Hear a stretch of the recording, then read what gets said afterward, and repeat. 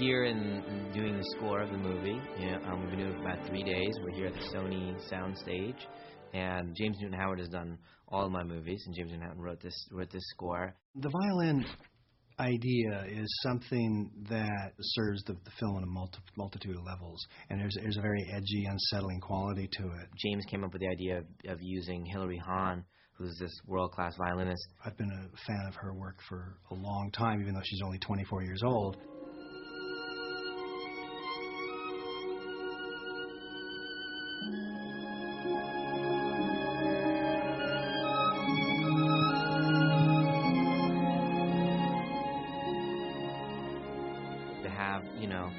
A young lady play the themes and the emotions of a movie that has a lead character who's the same age and very much like her.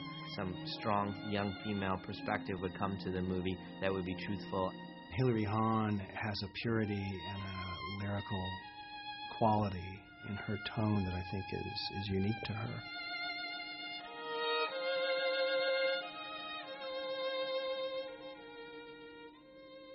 The way I talk to Bryce in the movie. You panic, you don't know where you are, that's not a good thing. You got to always keep your head, go through all those things as you kind of catch your breath. Is the way James and I talk to Hilary about what's going on in the scene and how to play it and all. So she added her kind of young female, expression of emotion on top of Bryce's, and so together it sounds absolutely, truthful. There was a point in making the movie where it was very, very scary, and we were really over there on that side of the fence and very eerie and weird. And then it started to tilt back over this way, and then there was just a decision made 2/3 through the process of scoring, where I said, throw everything out, we're going to go for emotion. We're going to make this a romance. The most interesting aspect of this score for me was that it was the most performance-oriented score. That we had lived with this idea in my demos for a long time, in a virtual score and the computers and the samples for a long time. And then when it was performed, it changed in a way that no other score I've ever done has, and Hilary brought a lot of that to it. She elevated it to a completely unexpected level for me. And that was a transformational moment for me. I mean, and I think for Night too. I think in that regard, this score is unique for us.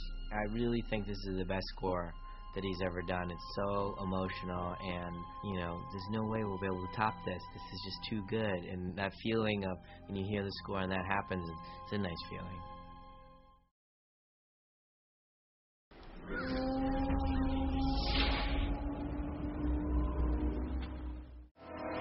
I feel they were warning us. Don't let them in. Those we don't speak of, really, to me, they're the embodiment of the darker side of the human spirit. We gave it tons of time and love and care in pre-production, and we did a model of it, and the model was brilliant. It's just brilliant. The movement of this will be exciting. But what looks good in this size, to manipulate it to be this long, suddenly looks silly.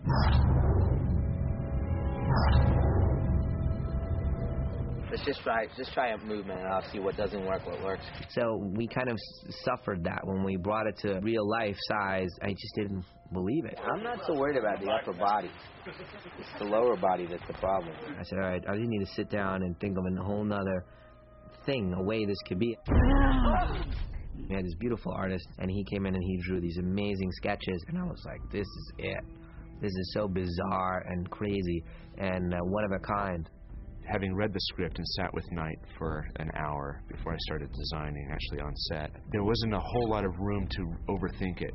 And I think that's kind of where some of the success came from. I did the initial designs, and Steve got a team together real quick, and they were all just amazing. Every person had their kind of job of doing the breastplates or the capes or the head or the whatever it was. What if that broken piece was lying on the very top of his head? Everything that was a part of this costume had to be found objects. So it was either, sticks from the forest or animal bones or whatever could be gathered around. It couldn't be anything that could be fabricated too elaborately.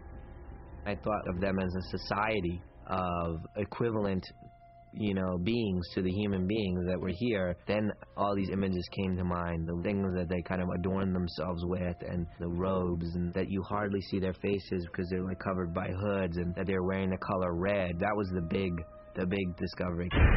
we did two versions of the creature. One was the Elders, which was, to me, more of a symbolic kind of creature. It was something that was not to be mentioned and to stay away from and to respect.